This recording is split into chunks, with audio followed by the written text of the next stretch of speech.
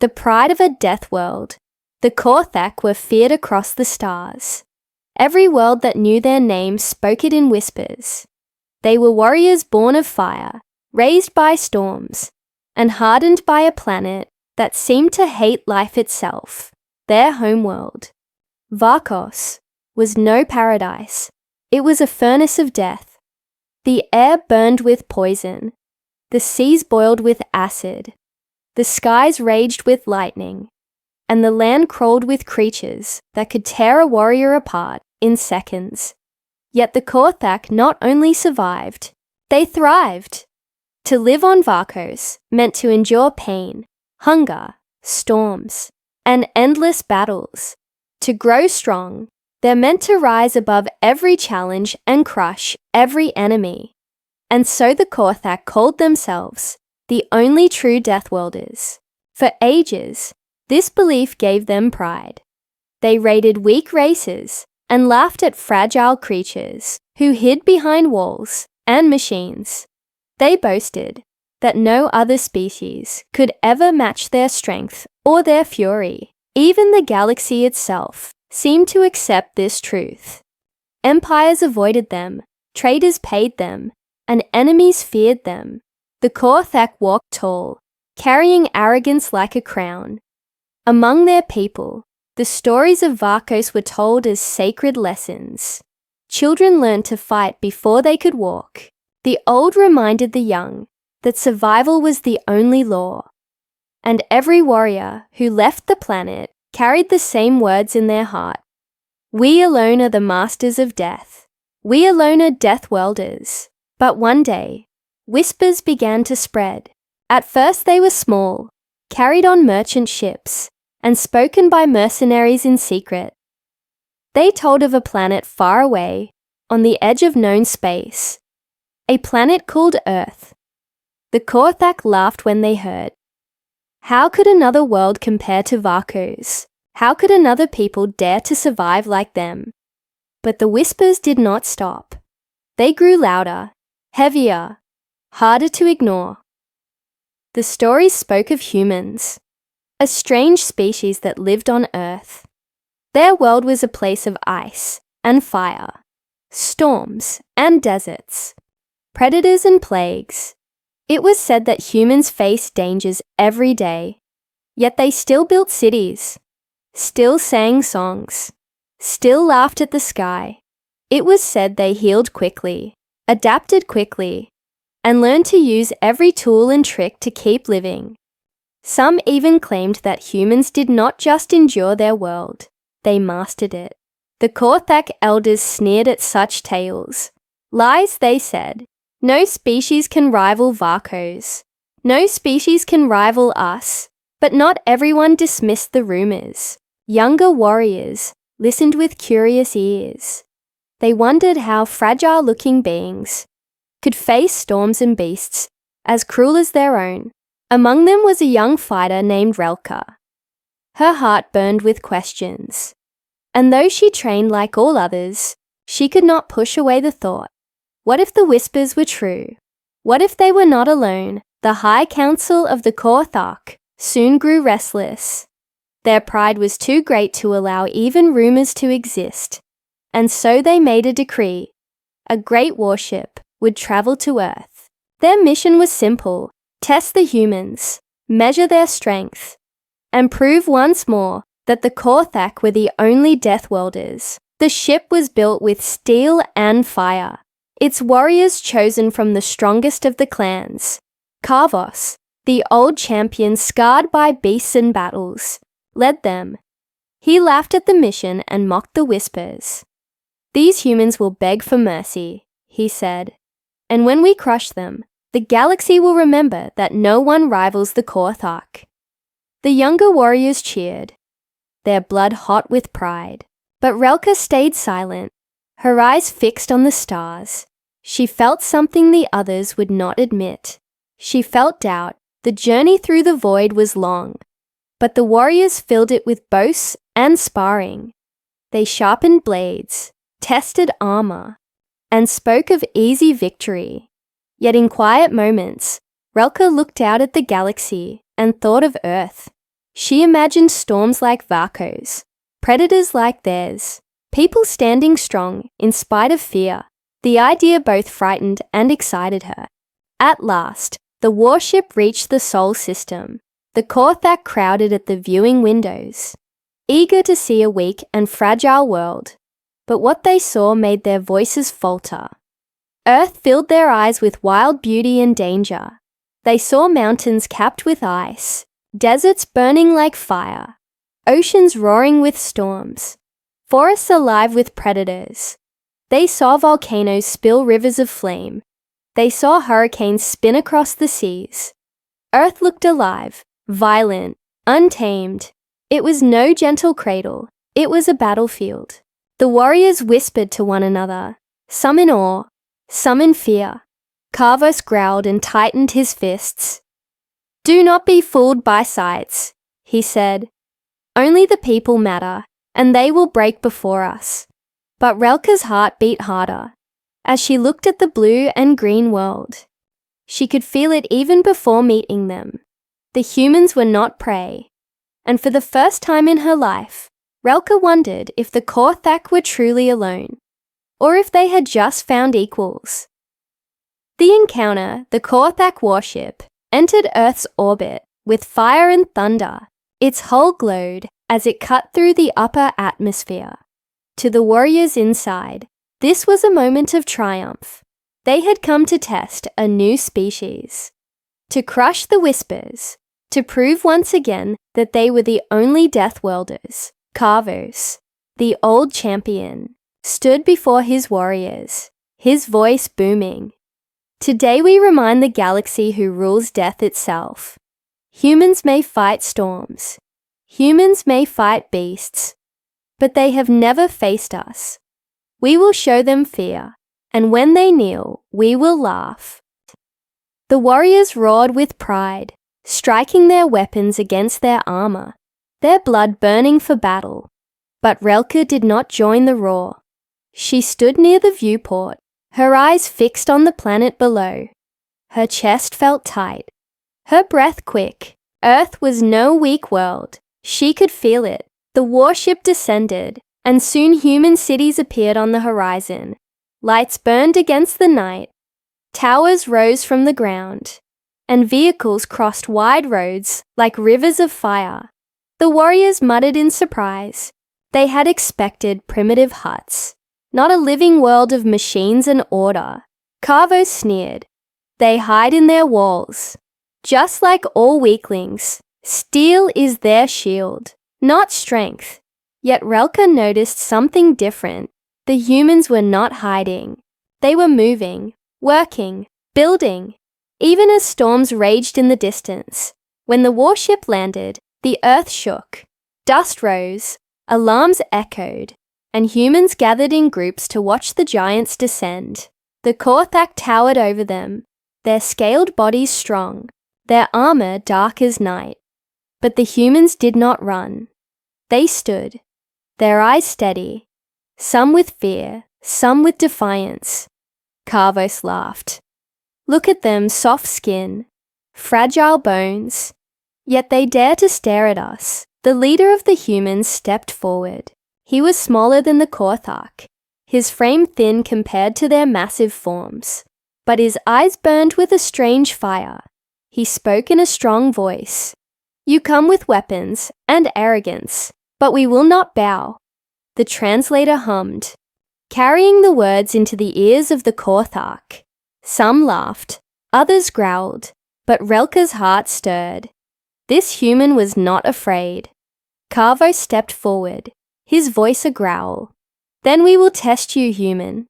Let your strongest face us. Let your world prove itself. If you survive, perhaps you are worthy of our notice. The human leader nodded without hesitation. He turned, and from the crowd stepped men and women dressed in simple gear, their bodies scarred, their eyes sharp. They were not warriors bred for battle like the Korthak, but survivors of their own world, and in their stance, Relka saw no weakness. The first trial was set. A beast was brought forth from the Korthak ship.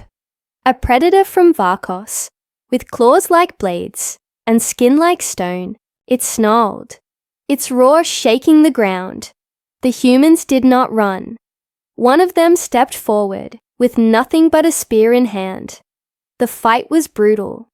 The beast struck with fury. The human dodged, rolled, and countered with speed. Each time the claws tore his flesh.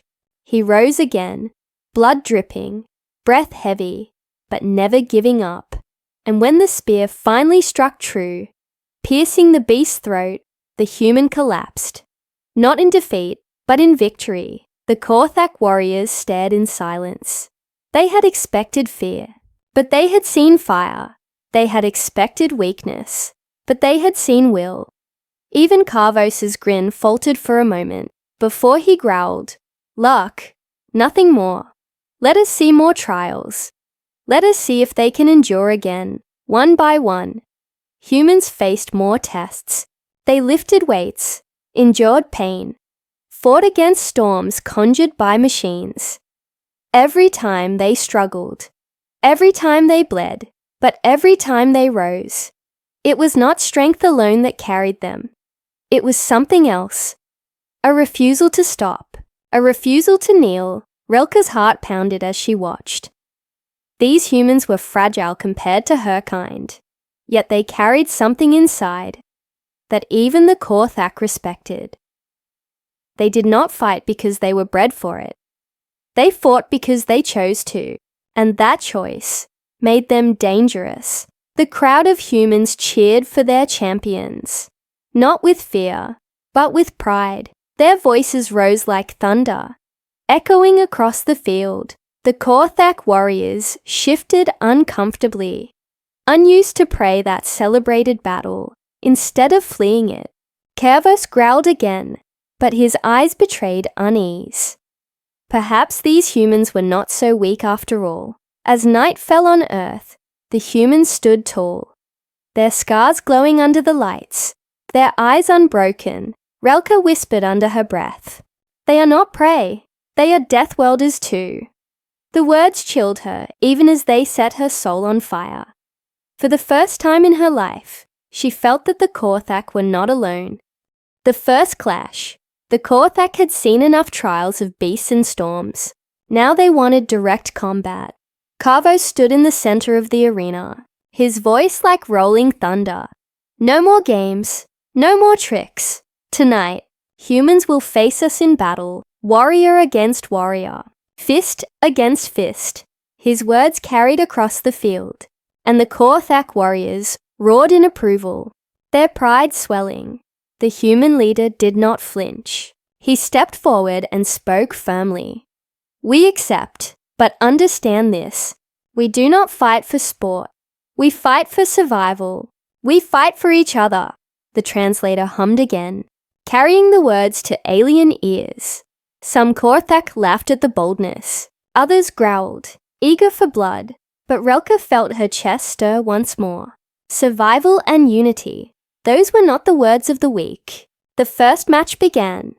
A Korthak warrior named Drogan stepped into the ring, his scales glinting under the lights, his massive frame towering over the humans. His weapon was his body itself, claws sharp, fists heavy, eyes burning with rage. Across from him, a human woman entered, smaller, thinner, armed with nothing but her fists wrapped in cloth. The crowd gasped. Surely she would be crushed in seconds. Drogan lunged, the ground shaking under his weight.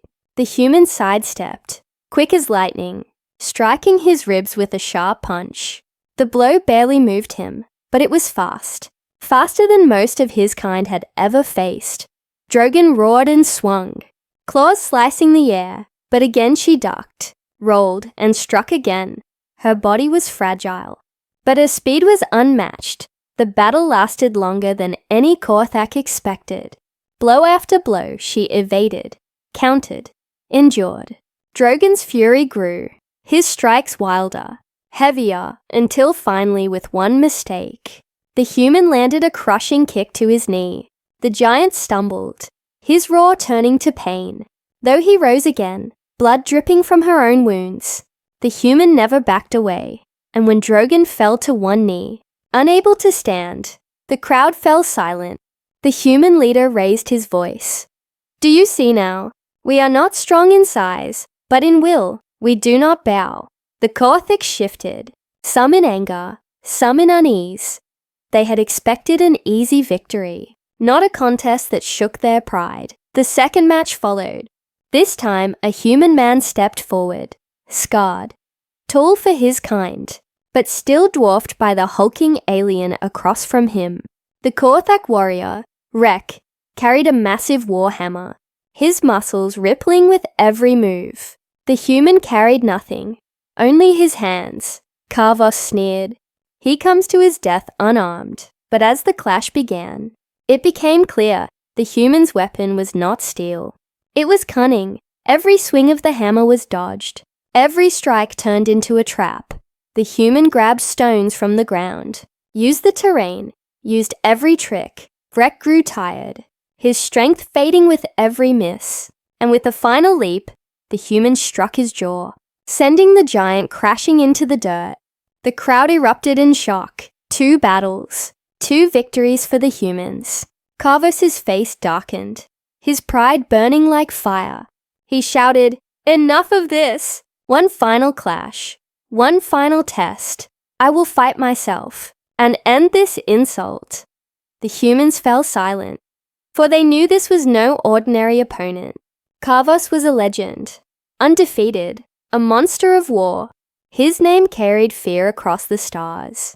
But the human leader stepped forward, his eyes steady. "If you want the truth of humans, then face me." The arena trembled as the two faced each other. The crowd held its breath. Relka's hands clenched, her heart racing. She knew this fight would decide everything. The battle began with fury. Karvos struck like a storm, his claws slicing through the air, his fists crashing like hammers. The human dodged, stumbled, but always rose again. Every blow that landed left him bloodied, yet his eyes never dimmed. Every fall was followed by a rise. His breath ragged, but his spirit unbroken. The Korthak roared with pride. But slowly, unease crept into their hearts. How could one so small, so fragile, stand against their champion? How could he endure pain that would break even their strongest? The fight dragged on, sweat and blood covering both. And at last, the human landed a strike to Karvos's chest. Not powerful, but filled with defiance. Karvos staggered, then laughed. But the laugh carried something new. Respect. For the first time in his long life, he had found an opponent who would not kneel. The fight ended without a death, both warriors standing, both breathing hard, both undefeated. And in that silence, a truth spread through the Korthak. Humans were not prey. Humans were not weak. They were Deathworlders too. Relka whispered softly, her eyes shining. The galaxy has changed tonight. Respect in silence. The arena was still. The dust of the last battle hanging in the air like a memory. Karvos and the human leader stood facing each other, bloodied, bruised, but still alive. There was no victory, but there was no defeat either. It was a draw, and for the proud Korthak, a draw was something they had never known. The Korthak warriors shifted uneasily, their roars silenced. Some clenched their fists in anger, refusing to believe that humans had matched their champion. Others lowered their eyes, not in shame but in thought. For the first time in centuries, they had seen an equal. Relka stood at the edge of the arena, her hands trembling. Her eyes burned not with anger, but with something she had never felt before. Respect. The human leader had fallen so many times, and each time he rose again. His body was weak compared to theirs, but his will was unbreakable. It was a strength the Korthak had never truly understood. That night, the campfires of the Korthak burned low. The warriors spoke in whispers, some spitting in disgust, others speaking carefully of what they had seen. "Perhaps they are not weak," one muttered. "They fight like us," another admitted. But others growled back, "They are small, fragile. They will never be Deathworlders." Carvo sat apart, his chest still aching from the human strike. He stared into the flames, his mind heavy. He had lived his whole life believing no species could rival the Korthak. Yet today, one had stood against him, not with size, but with something else. And though his pride fought against it, his heart whispered the truth. Humans were dangerous. The human camp nearby was alive with energy. Their people tended to the wounded, cheered their champions, and spoke with hope. They had stood against giants, and they had not broken. The human leader sat among them, his face calm though his body ached. When a child asked him, "Did we win?" he smiled faintly and said, "We showed them who we are, and that is enough." Relka could not sleep. The words of the human leader echoed in her mind. They did not fight for pride. They did not fight to prove they were strongest. They fought for each other, for survival, for something greater than themselves. She realized how different her people were. The Korthak fought to dominate. The humans fought to endure. And somehow, that endurance had shaken the unshakable. The next day, the elders of the Korthak gathered in their great tent. Their voices were sharp, their pride wounded. "This cannot be allowed to stand," one growled. "If the galaxy believes humans are equal to us, our fear will fade," another hissed. "They must be broken." Carvos entered, his presence heavy. He listened as the elders spoke of vengeance, of crushing the humans once and for all. Finally, he raised his voice. "They stood against me. They bled. They did not yield. No other species has ever done this." But the elders snarled. "You are blinded by your pride, Carvos. You cannot admit defeat. We will end this once and for all. One final test. The final test would not be a duel, nor a storm, nor a beast. It would be something greater, something no human could survive. They would unleash the Varoth, a creature from the deep caves of Varkos, a beast even the Korthak feared, its hunger endless, its rage eternal. When the humans heard of the challenge, they did not shrink back. The human leader only said, "If you believe this proves strength, then so be it. We will face your monster." The Korthak warriors laughed, sure that this would end the matter. But Relka felt her chest twist. The Varoth was not a trial, it was a death sentence. Even the strongest of her kind had fallen before its claws. That night, Relka walked alone, her heart torn. She remembered the human woman who had stood against Drogon, small yet unyielding. She remembered the human man who had fought Rek with only his wit. She remembered the leader who stood against Carvos, his eyes filled with fire even as blood covered his skin. And she asked herself, if they could endure so much, could they endure even this? The sky above was filled with stars. Relka looked at them and whispered, "Perhaps we are not alone. Perhaps death is not ours alone to command." But the elders would not listen, and the trial was set. The humans prepared as best they could. Their faces calm, their voices steady. They did not know the full terror of the Varoth, yet they did not turn away. The human leader spoke to his people. "We may fall tomorrow, but we will not fall in silence. We will stand together, no matter what they bring." And his people answered as one. Together, Relka listened from the shadows, her heart pounding. The elders wanted to prove humans were weak, but she feared the elders were about to prove something else, something that would change the galaxy forever. The beast unleashed. The arena was larger now, its walls raised higher, its gates locked with heavy chains. The Korthak had built this place for only the deadliest of trials. Today, the humans would face the Varoth. The crowd of warriors filled the stands, their voices loud, eager to see humans broken at last. Behind the gates, the beast waited. Its growl rumbled like thunder, deep and endless. The air itself seemed to shake with each sound. Even the Korthak shifted uneasily, for the Varoth was no simple predator. It was a nightmare born of the caves of Varkos, a creature their people whispered about in fear. Relka stood among her kind, her stomach twisting. She knew what would happen. The humans would be thrown into the pit with the beast, and they would die. The elders wanted this. They needed it to restore their pride, but Relka's heart whispered something different. She had seen humans rise again and again, and part of her hoped, though it felt impossible, that they might rise once more.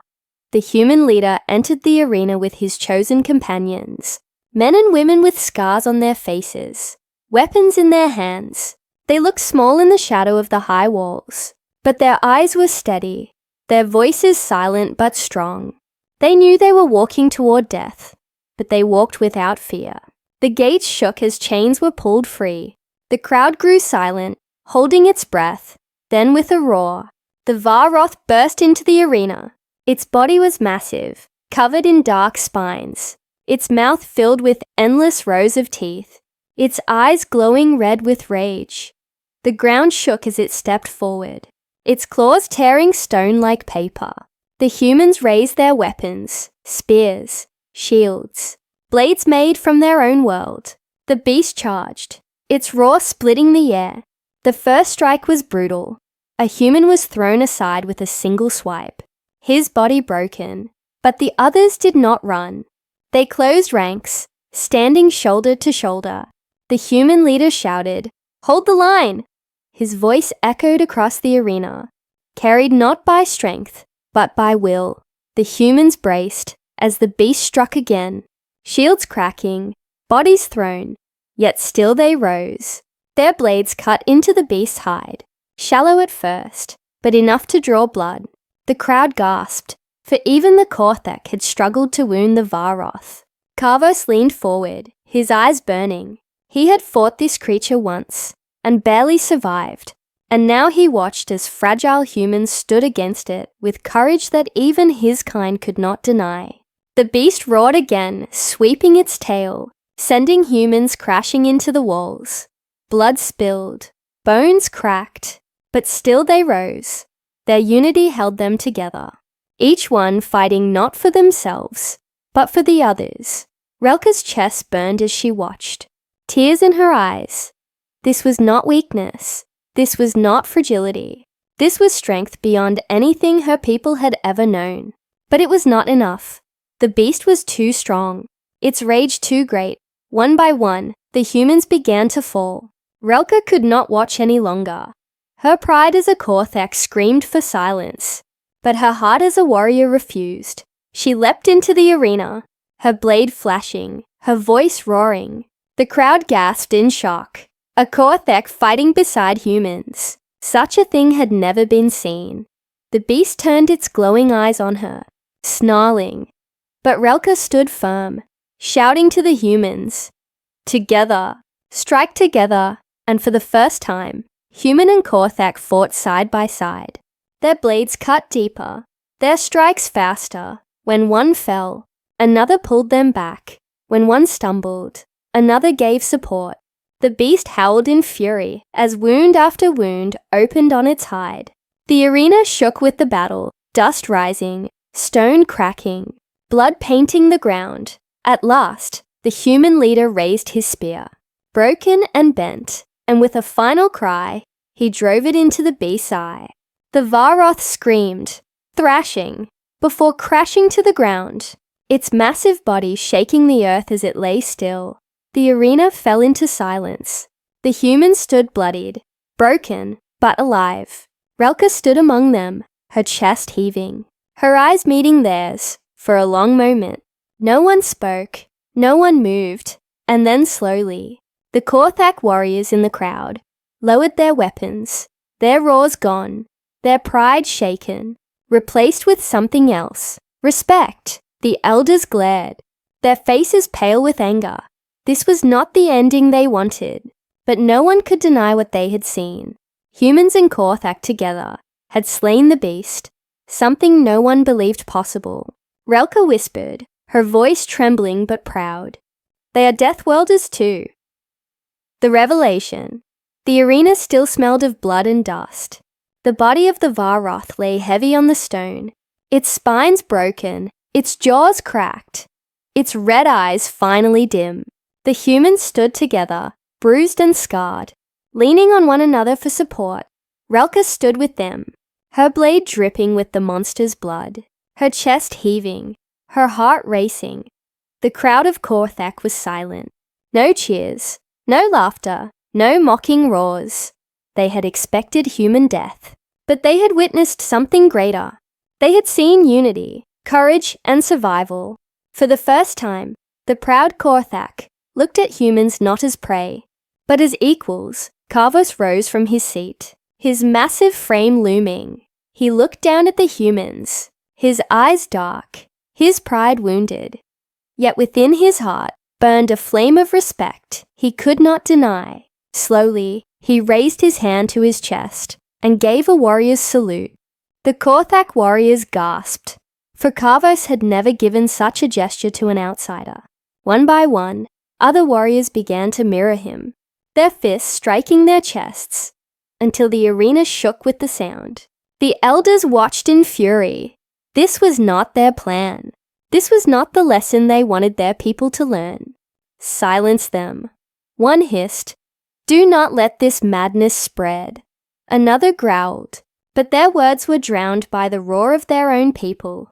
Respect had replaced arrogance. Admiration had replaced pride. The human leader, bloodied but unbroken, lifted his voice. "We did not come here to be your enemies. We came to survive, just as you did.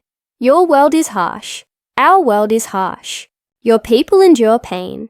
Our people endure pain. Do you not see? We are the same." The translator carried the words across the arena. Every syllable struck the Korthak like a blade. Relka's heart pounded, her throat tight. The human spoke truth, simple and sharp, truth that no elder could deny. Kavos stepped into the arena, his heavy steps echoing. He faced the human leader and growled, "You fought me. You stood against the beast. You bled yet did not fall. Perhaps the galaxy lied to us. Perhaps we are not the only Deathworlders." The human met his gaze, his eyes steady, though his body trembled with exhaustion. "We never claimed to be the strongest, only that we will never stop fighting." Kavos stared at him for a long moment, then lowered his head, a gesture that shook the hearts of every Korthak watching. The elders shouted from their high seats, "This is weakness. This is betrayal. We cannot accept this." But their voices carried no power now. The warriors of the Korthak were no longer listening. Their eyes were fixed on the humans, their hearts stirred by something new. Relka stepped forward, her voice rising. "You call it weakness, but I call it truth. These humans are not prey. They are not fragile. They are Deathworlders, like us. They fight not for pride, not for power, but for each other. And that makes them stronger than any of us." The arena shook with a thunder of approval. Warriors roaring, stamping their feet. The elders paled, for their control was slipping away. They had wanted to break the humans, but instead they had broken their own illusion. The Korthak were not alone. That night, the camps of both species stood close together. Wounds were treated, food was shared, fires burned in the dark. Korthak and humans spoke for the first time as allies, awkward at first, then with laughter and stories. Relka sat with the human leader, her voice soft. "I never believed another world could be like ours, but you proved me wrong." The leader smiled faintly, his face lined with exhaustion.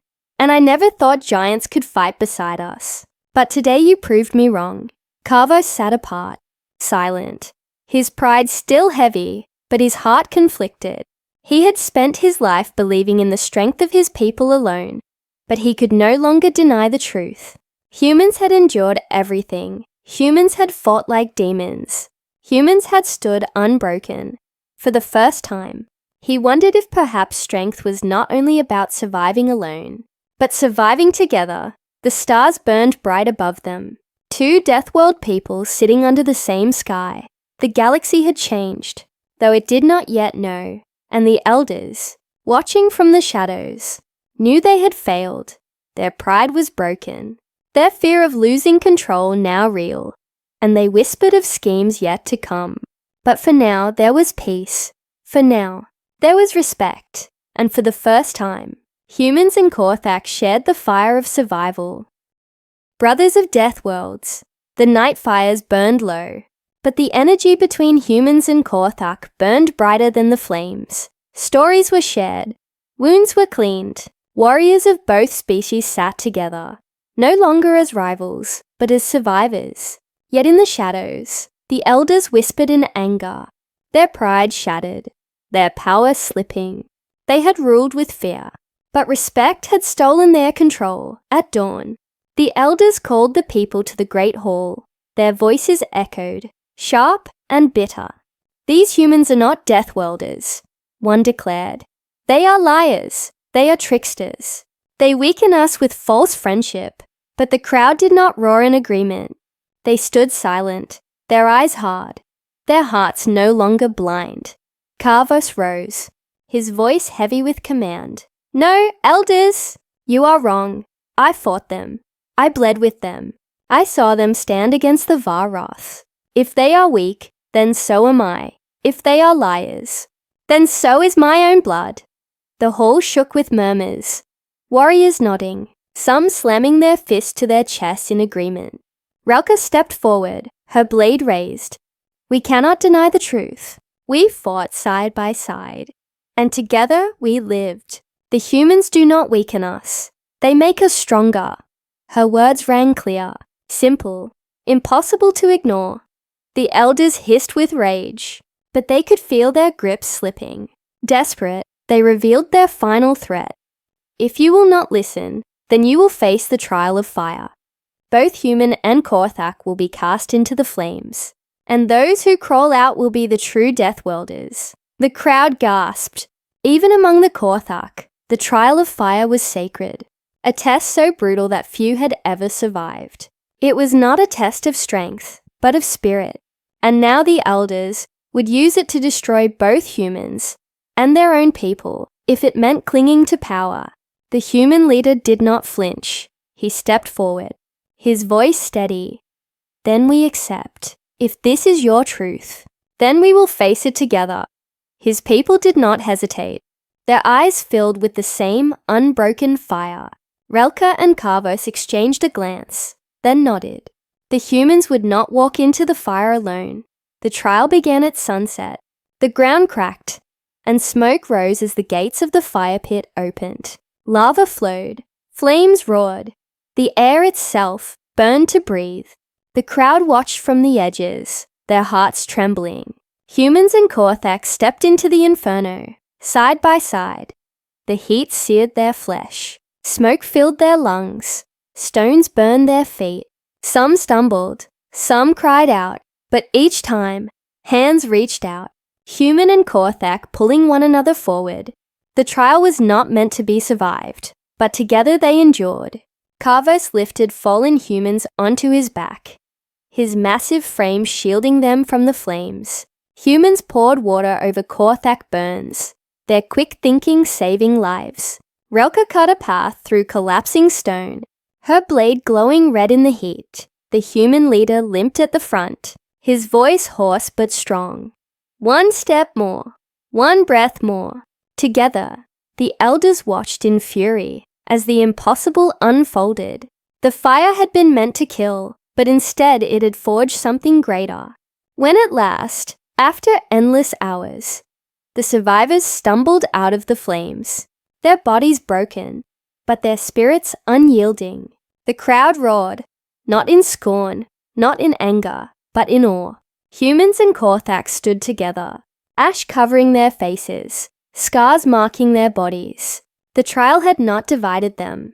It had bound them. They were no longer two peoples. They were brothers of fire, brothers of survival, brothers of Deathworlds. Karvos turned to the elders, his voice a roar. Your time is over. You tried to break us, but instead you made us stronger. We will not bow to your fear. We will not bow to your pride. From this day, we stand with humans, equal and unbroken. The elders shrank back, powerless, their words drowned by the thunder of the crowd. The galaxy had changed, and they could not stop it. That night, the stars shone brighter, Humans and Korthek stood under the same sky, their wounds raw, but their spirits high. Relka looked at the human leader and said softly, "Alone we survived, but together we will conquer." The leader smiled faintly, his eyes tired but proud. "Then let us show the galaxy what Deathworlders truly are." And so it began. Two peoples, once enemies, now allies, bound not by fear, not by power, but by respect. The galaxy would soon learn that the age of Deathworlders was no longer one world alone. It was two, united.